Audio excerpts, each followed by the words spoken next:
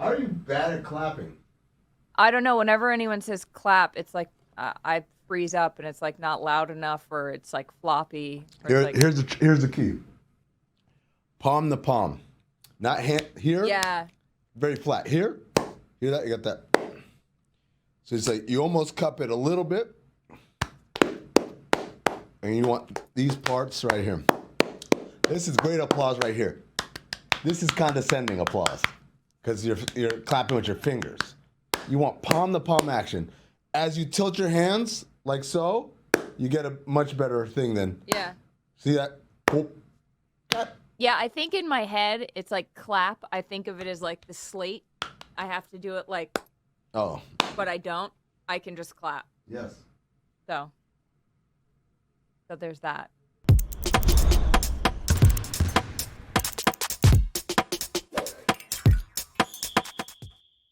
Welcome to Oddball. I'm Amin Elhassan, and joining us shortly from our New York City bureau, Charlotte Wilder.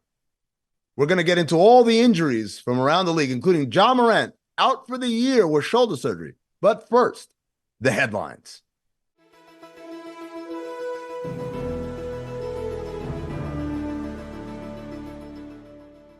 The NBA has reinstated Golden State Warriors' Draymond Green after a suspension that has now extended to 14 games. The Warriors are currently in 11th place in the West. Green had to undergo counseling in order to rejoin the team. On an episode of The Draymond Green Show, Green said NBA Commissioner Adam Silver talked him out of retirement. Green recalled saying, "Adam, this is too much for me. This is too much. It's all becoming too much for me, and I'm going to retire." And Adam said, "You're making a very rash decision, and I won't let you do that." Now, I mean, correct me if I'm wrong, but I thought the whole point of Draymond's suspension was that he stopped making rash decisions. He was really going to retire. Absolutely not. Oh, like that sounds like one of those things. Like, well, fine. If I can't do it the way I want to do it. Well, I guess I won't play anymore. How'd you like that, Adam? Like that's what I see that as going as. Not like, oh, maybe it's time for me to walk away from the game that's provided me so much. Like that didn't happen. Absolutely not. It's like pretend. It's like threatening to run away from home, and your parents are like, "Okay, go for it." If I were Adam Silver, I would have been like, "Be my guest." Yeah. Bullseye. Also on that day,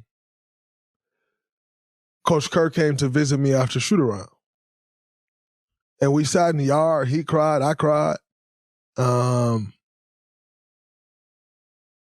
Because there's a bond there that I've seen it all.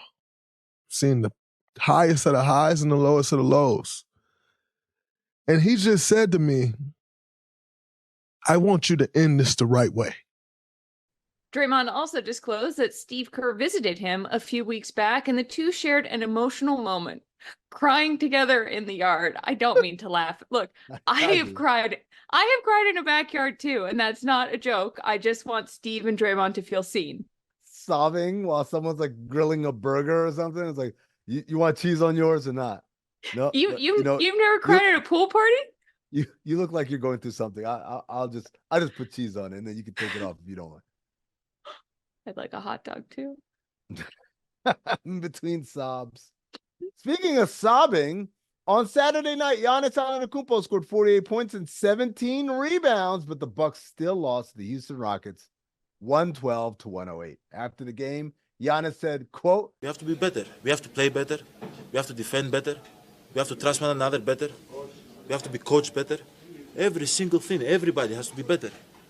Everybody. It starts from the equipment manager. He has to wash our clothes better." And let me just stop right here. I'm going to stand up for equipment managers everywhere and say, enough. This man right here above my shoulder, this is Trevor Polson. He's the Bucks equipment manager. He's been on the job since 2017. And by all accounts, he does a phenomenal job.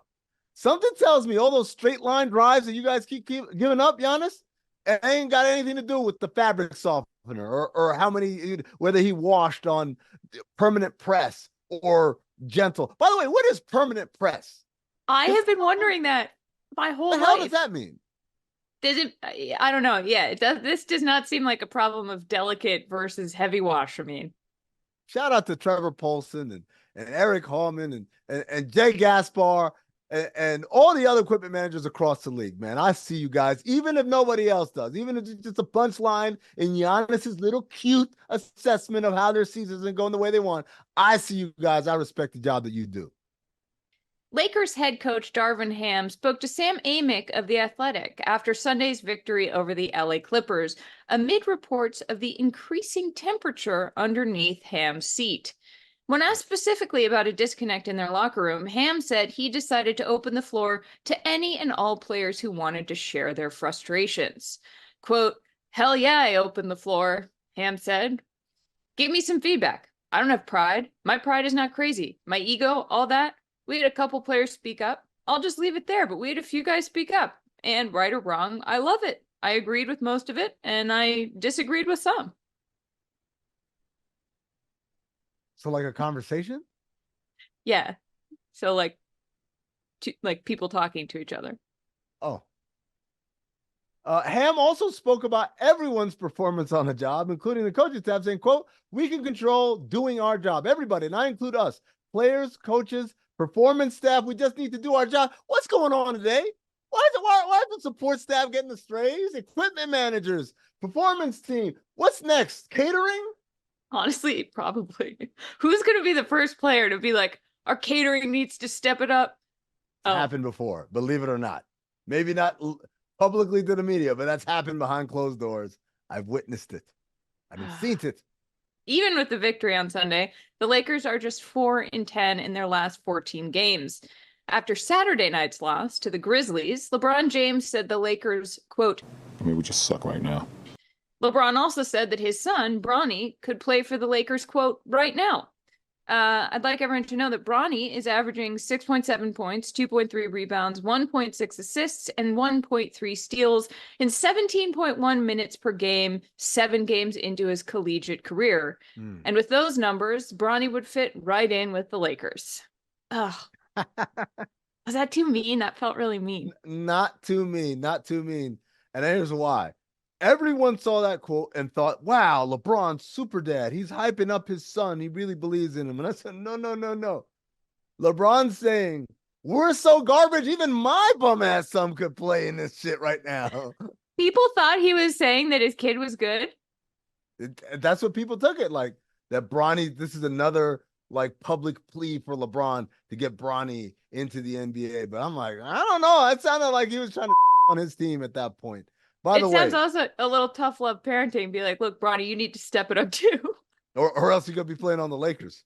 I want to direct everyone's attention to this. This is a graphic, a real life graphic from the recent USC basketball game. Oh, no. And they've got, the player stats and, the notable players. And they got Bronny James, a team player. I mean, that might as well just say Bronny James, LeBron James's son. Sure, why not? Which, very cool. I'm not, very cool. Yep. Celtics head coach Joe Mazzulla thinks that nobody is talking about one of Boston's star players, Jason Tatum. He had 38, 14, and 6, and it's like, if another player in the league does that, that's all people talk about. And he does it. And it's like, KP got hurt in the first half and all that stuff. And like, we got to do a great job of understanding the appreciation of everybody, and it starts with him. But when you get to the point where you're as good as he is, people just take it for granted. I think that's the ultimate compliment. And I think, that Joe's projecting here and he just wants everybody to stop talking about him. And I think if that's the case, that Joe needs to stop saying dumb Oh.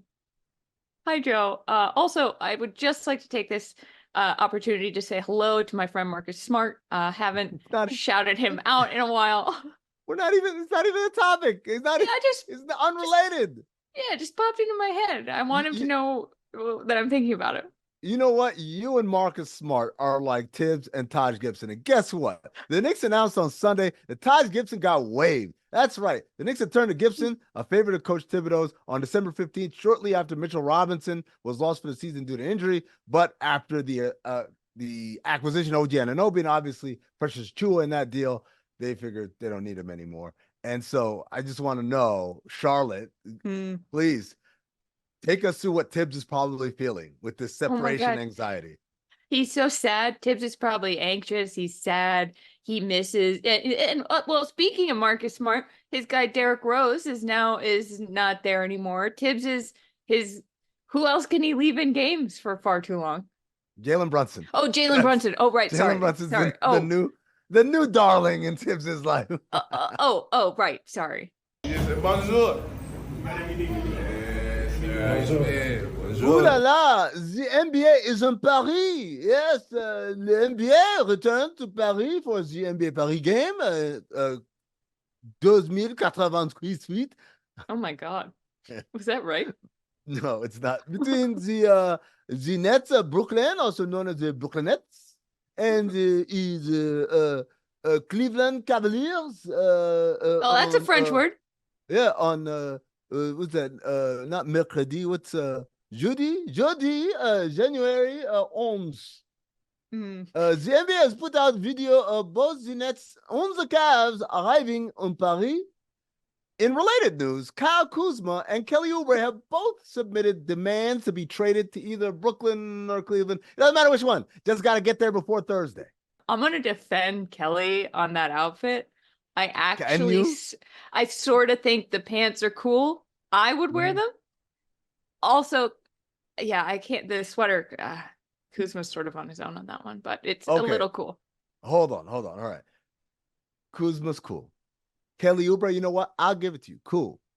What about this motherfucker in the background? Let's zoom in on him. What's that on his head? Is that tinfoil? What's he wearing? It's a statement about conspiracy theories in our global. Yeah, no, I got nothing. Well, it looks like what he's wearing looks like a bulletproof vest that's made out of linen with like I don't know, like what's that, sergeant stripes on his shoulders? But the shoulders. This is I'm telling you, man. NBA players, I get it. I'm not like the most avant-garde, cutting-edge stylista or whatever. Don't let these people make fools of you dressing you like this. Don't be part of a world where they're going to be laughing at you behind your back, but telling you to your face, oh, you're so fashionable. Oh, wow. Cool. Yeah. You think Yes. The world is laughing at you. Oh. I'm the one looking out. I'm the friend who's going to say it to you. You got some broccoli in your teeth, Kelly. Oh, I thought you meant me. I had broccoli before we started recording. Really? Like, damn, yeah. I had some greens. Mr. Poole goes to Washington, and it has not been pretty. Jordan Poole's Washington woes won't stop. 520 players have played in the NBA this season, and Jordan Poole is currently dead last in plus minus. Going into last night's game against Oklahoma City, in Poole's previous 5 games, he's put up 10 points, 2 points, 8 points, 13 points, and 5 points. All right. Let me step in here and just stick up for Jordan Poole. What? Yes. No, I will. Are you feeling okay? I'm feeling okay. I feel just like Tibbs. I'm alive. But I want to point out to everybody that the leader in plus minus, or excuse me, not the leader, the bottom of the barrel plus minus, typically is a guy who's played the most minutes on one of the worst teams. Go through it year after year. Because you know who number 2 in negative plus minus is after Jordan Poole? No. It's Kyle Kuzma, his goddamn teammate. Oh.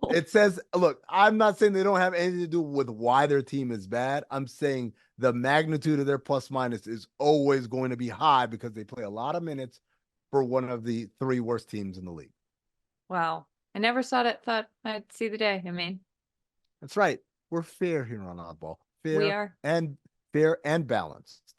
Speaking of balance, here's another picture of Fat Zion standing on the scale. It says 600 pounds on it. Woo-ha! God damn it.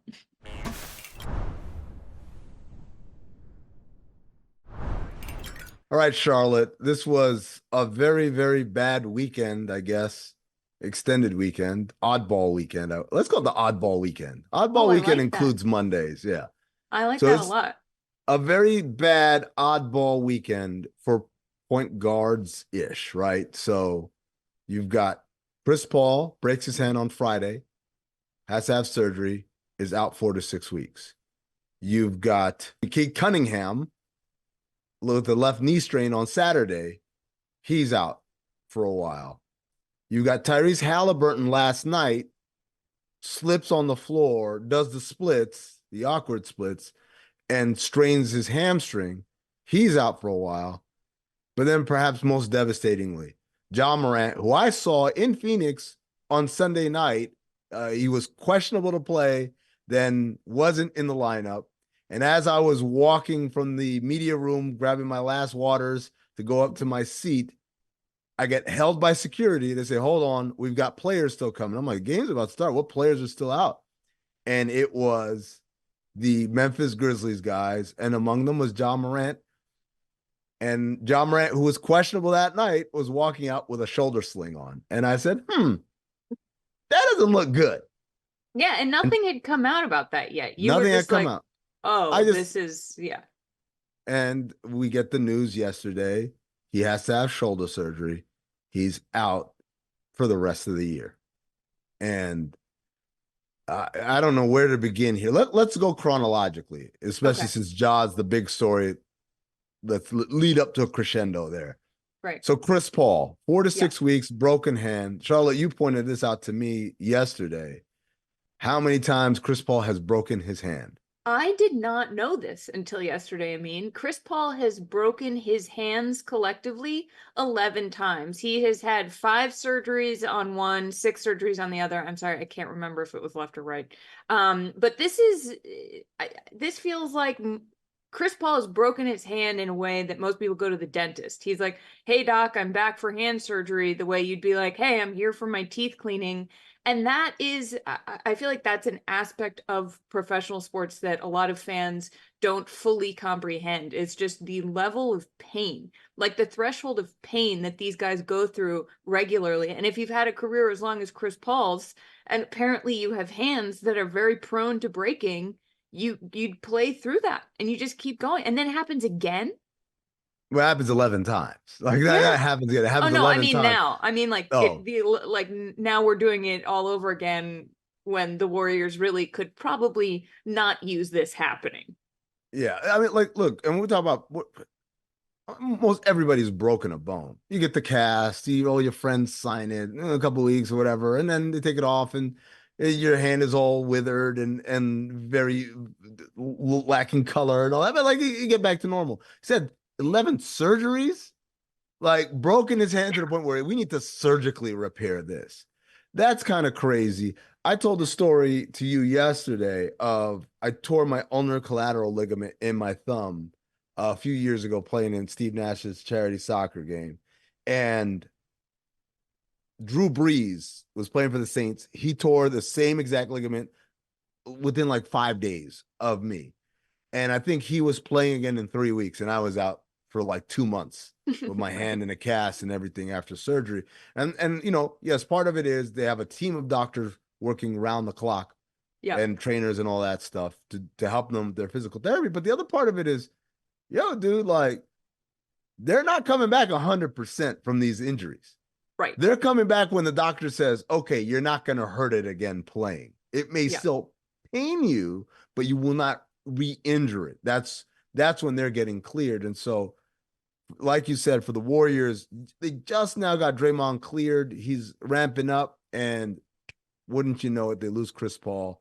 And, you know, that's just another kind of setback in a season of setbacks for the Warriors. That's tough. I feel so bad for Chris. I know he's had a couple of hand surgeries before, I believe. Maybe I think it was on the other hand, but yeah, I saw him holding it and instantly was worried, and so just got the word after walking off the floor. So I feel terrible for Chris, and obviously guys will step up and be ready to play, and we've got to hold down the fort without him. We move on to Saturday. Cade Cunningham strains his knee in a game against the Nuggets. The shocker, spoiler alert, the Pistons lost that game. Wait, what? Yeah, no, Oh oddly my, enough. the Pistons lot. Anyway. Yeah, I know that's not quite in their character, but Cunningham has been a bright spot, depending on who you ask. There's some people who think that Cunningham is a highly inefficient player who's just burning up empty calories out there on the floor. But regardless of how you look at him, if you're watching a Pistons game and you say who's the best player, it's that guy. It's Cade Cade Cunningham. Cunningham. And so in a season of darkness, the one lit match of brightness for them has been extinguished, at least for a little bit. Charlotte, do you think this makes them more depressed, or it's just like status quo? Part of me feels like yes, probably. The real answer is like, yeah, it probably makes them more depressed to have the one guy who you can point to is like, well, he's got something going on. For him to be hurt. I mean, you could say this is really just adding injury to insult for the Pistons. I think that there's also maybe a part of them that's like, well, when you hit rock bottom, like you feel like it can't get worse, then Cade Cunningham gets hurt. Maybe that is some sort of comfort. You know what I mean? As like, well, okay, this probably feels about as bad as it can get. Trust me, I feel like when it comes to the Pistons, it can always get worse. But maybe there's sort of like a freedom in the nihilism of that for those players right now. Is the darkest interpretation. Quick, I need a Hollywood supercut of every time that one character says, well, at least it can't get any worse. And then something happens, someone's like, it got worse. Oh, if you can't, I don't think you could even jinx the Pistons at this point, but if you could, I just did. If you try to jinx the Pistons, it'll actually bounce back onto you and it'll jinx yourself. Oh, like this is the Bane quote, right? You merely adopted the darkness. I was born in it. This is the Pistons are like, this is life for us. You call this a bad day? I call it Saturday. Saturday, SADD. All right, moving on. Monday, we got the Tyrese Haliburton injury, where he does the splits and he strains his hamstring. And Tyrese Haliburton, as we called him, the last hope. And the Pacers, after a little rocky kind of exit past the in-season tournament final, they kind of got their together over the last couple of weeks, and they've been winning. Playing the Bucks, I guess, really helps because you whooped up on them. And so here we are, where it's like we got momentum. All-Star break is 6 weeks away. This dude is going to be a star of All-Star weekend. How can we build real momentum and continue to move up above the break in the play-in tournament versus playoff-bound teams? And that's tough. That's a tough one. Thankfully, it's not worse. It's not a tear or a rupture of anything. So on the one hand, you knock on wood if you're the Pacers. On the other hand, time for TJ McConnell, Andrew Nembhard to tighten up those laces and get it going, because they got to keep the ship afloat while Tyrese is out. The level of despair that I felt when I saw that injury happen, and he goes into these splits, and that doesn't happen unless they've had the year that they've had. And so I'm hoping he's only out for a few weeks, which I think maybe seems like it's possible. I don't fully know how these injuries work, but if he's not 100% for All-Star, that would really suck. So let's put him in a bubble, please. But one person who will not be in a bubble is Ja Morant. Ja Morant, shoulder surgery, out for the year. It wasn't just the sling. And Charlotte, I'm going to go with the unpopular opinion that I think this is actually a relief for Memphis, because the amount of pressure on them to play mistake-free basketball from now until April was immense. Brandon Clark is supposed to come back after the All-Star break. Steven Adams is still obviously out for the year, and they haven't found that rhythm yet. And so this, at least I feel like, allows them to be like, let go, let God. Yeah, they don't have to rush people coming back. They don't have to try to make a win now trade. They can take their time, and I like that. Let go and let God. Memphis Grizzlies 2024. It was always going to be a cursed season, so just accept it, take the L. Thankfully, your best players are all young guys. It'll be interesting to see how Ja Morant returns off of this. Paul George, if you remember, took him like a strong couple of years to get back to being Paul George after his shoulder surgery. So hopefully all those guys heal quickly and heal well and don't have any further complications. Also, one last thing. I learned that a subluxation just means dislocated. Charlotte Wilder, Medical you. Dictionary. Thank you so much. Well, folks, the show is over.